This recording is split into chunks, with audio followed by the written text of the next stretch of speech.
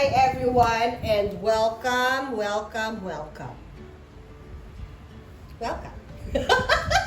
Syempre ako ulit si Chef Ave and today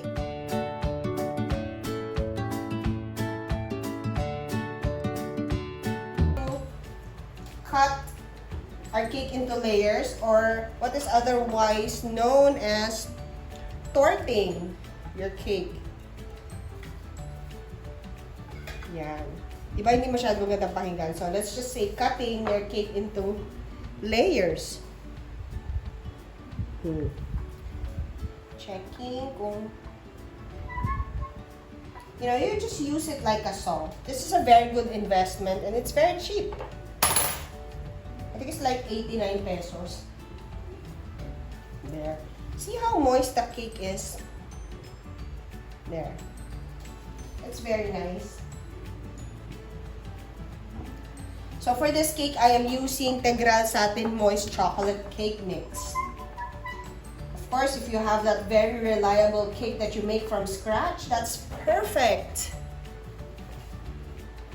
Sobrang, I recommend that. Pero, you know, if you don't have time to always make it from scratch, this is the brand that I recommend. It's Murato's Tegral Satin Moist Cake Mix. The great thing about this is that you get the same exact color and flavor every time. There's no hit and miss. Yeah. Now, don't think that I'm making a very tall layer. No, I'm not. I'm making a 3-layered cake. But I am just making 6 thin layers because I'm making 2 cakes. Go. There. This is our chocolate. This is our cream. For now, I'm using the Nestle all-purpose cream.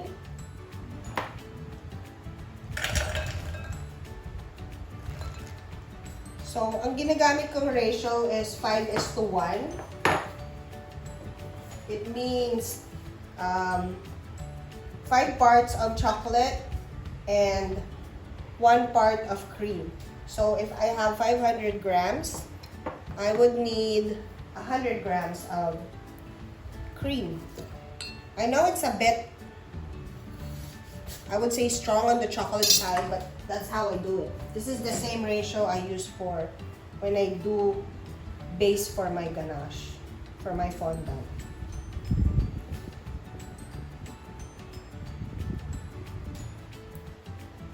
There. So that is a total of 600 grams. So 500 grams of chocolate and 100 grams of Nestle cream.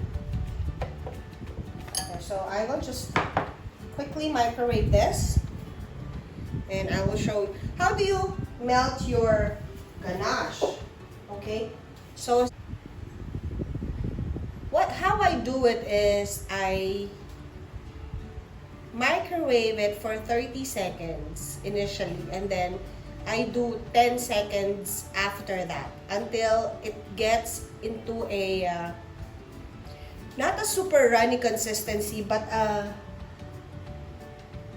melted consistency with still a little bit of lumps, and then you melt everything by mixing it. Okay, here is our melted version. See, it's still kind of like whole, but when I mix it, it turns into perfect ganache. There. See? Did you see how it looked like before I started mixing it? It looked like it was not melted. Took about a minute and a half, I think, to do that. Again, it depends on the heat power of your microwave. Okay, this is the funny thing here. You heat it up, and then you let it cool. Why do you have to let it cool? You cannot spread it like this. It's not going to adhere to your cake. You have to let it cool so that it will get that mayonnaise consistency to make it more spreadable. So what I will do is I'll divide it in half.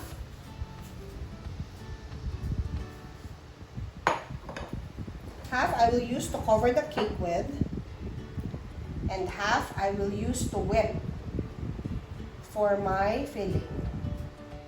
And this is our whipped ganache. Tingnan ninyo, oh, di ba ang pretty? Super easy lang to make. Yung kanina, di ba, we divided it in half. So, yung half, nilagay ko lang siya sa mixer, tapos winip ko lang. Winip ko lang siya. Pinalamig ko muna. I allowed it to cool for about 30 minutes. Tapos, yun, winip ko lang siya. There you go. Yeah.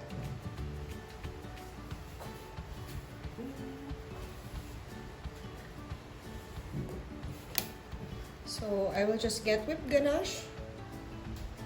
If you're not happy with the consistency, let's say it's a bit too thick or too runny, you can add a little whipped cream. Yung hindi pa nawi-whip, whipped cream from the refrigerator to give it a little more volume. So for the 250 grams of the ganache that we made earlier, di ba we made 500 and then I got half? You can add about 3 tablespoons of cold whipped cream.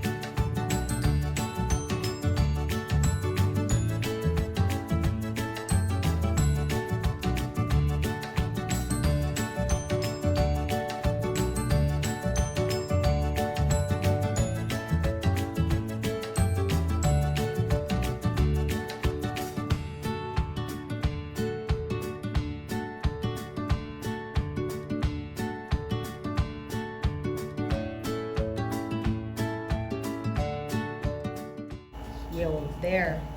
We have now a chilled version of the cake. Yan. If you notice, mas thick na siya. Kind of like peanut butter. Description. Kesa mayonnaise. Yan. So, linisin ko lang ito na maigi. I don't like seeing smears on my cake. Yeah.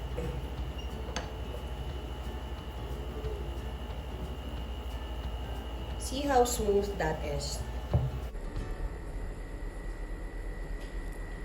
Masaya siya.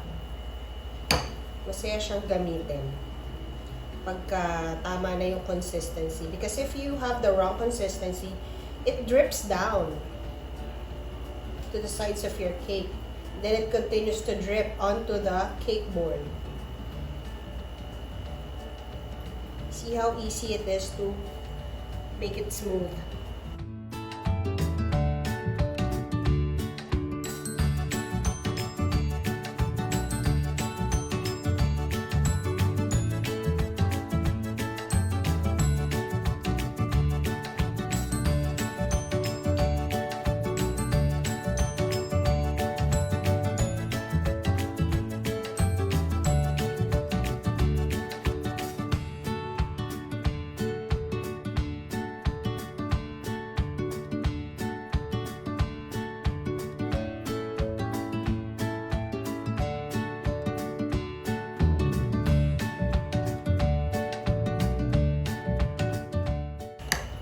this will taste wonderful because it's dark chocolate ganache. And I used carrot dark chocolate coins, and I really love the taste of carrot. So time to smoothen it up. Diba ang dali lang niya? This is so easy. Okay. I'm going to put a little more down at the bottom. And I will use a mas maarte scraper. It's an acrylic scraper. I like it. I like it very much. See how smooth it's coming along? Okay. There. Just change the angles of the scraper. There's still a little unfilled area right there. So I will fill that up and scrape, scrape, scrape.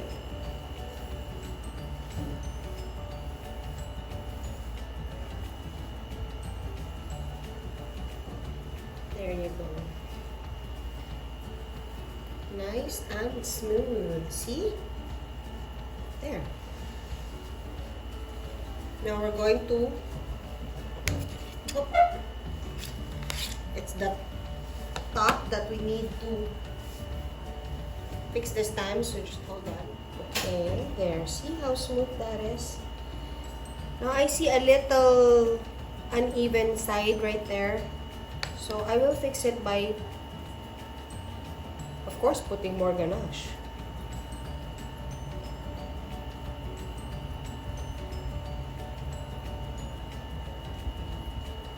Now, when you're doing this, be very gentle. Because if you press too much, it's going to leave a mark on your ganache. There. Okay, we're almost there. Almost there.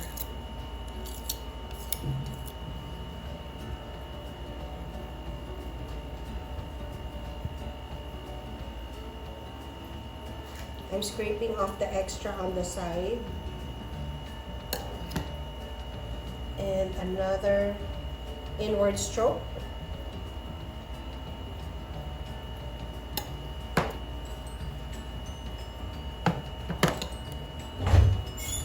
And we are almost done.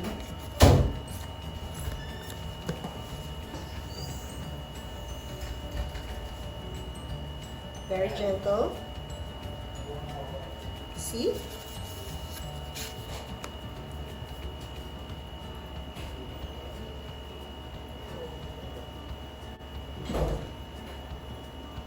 There you go. Again, clean your cake board.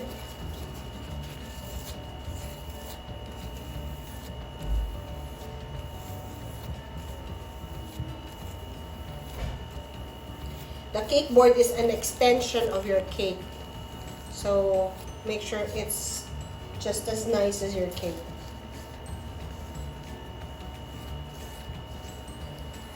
There. It's lovely.